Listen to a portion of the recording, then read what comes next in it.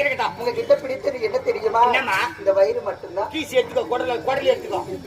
வேண்டாம் வேண்டாம். ஞாயிற்றுக்கிழமை எதுவுமே அழிச்சு பேத்தி சாப்பிடு. உங்ககிட்ட இப்போதுதான் ஒரு முக்கியமான விஷயம் பேசணுங்க. யாருன்னா செத்துட்டாங்களா? யாருன்னா சேர்த்தாதான் அது முக்கியமான விஷயமா? குச்சிட்டு ஆடி கிடக்கலாம், ஓவரா பேசி உதவாங்க கிடக்கலாம். என்னங்க, போன வாரம் தான் எனக்கு கல்யாணம் ஆச்சு. கல்யாணம் ஆகி போச்சா? ஆமாங்க. இருந்தாலும் பரவாயில்ல, சொல்லு. ஏங்க, கல்யாணம் நடந்த பிறகு அந்த இரவே முதல் இரவுன்னு ஒண்ணு வைப்பாங்க. நானும் என்னுடைய கணவரை போனோம்.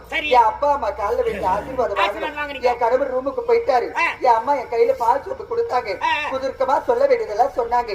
பால் சோப்பு எடுத்துக்கிட்டு ரூம் உள்ள போனா அவர் என்ன பார்த்து, நான் அவரை பார்த்து, அவர் என்ன பார்த்து, நான் அவரை பார்த்து, இருவரும் நல்லா பார்த்துக்கிட்டு பால் சோப்பு அவர் கையில கொடுத்தேன். அவர் பாலை குடிச்சாரா, மீதி என் கையில கொடுத்தாரா? ஆமாங்க. என்னங்க என்னங்க, எனக்கு வெளிச்சமா இருந்தா பிடிக்கவே பிடிக்காது. இருட்டா இருந்தா தான் பிடிக்குங்க. ஆமா, இருட்டா இருந்தா தான் பிடிக்கும். அதனாலே அந்த லைட் சுவிட்ச் கொஞ்சம் ஆஃப் பண்ணுங்க. நான் யதார்த்தமா சொன்னேன். ஆமா, அவர் போய் லைட் சுவிட்ச்ல கைய வச்சாரோ இல்லையோ, அப்பவே ஷாக் அடிச்சு செத்துட்டாருங்க. செத்துட்டாரா? தங்கச்சி நல்லா கறியாமா?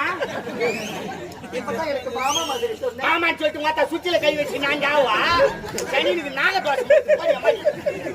ஆமா, யாருங்க?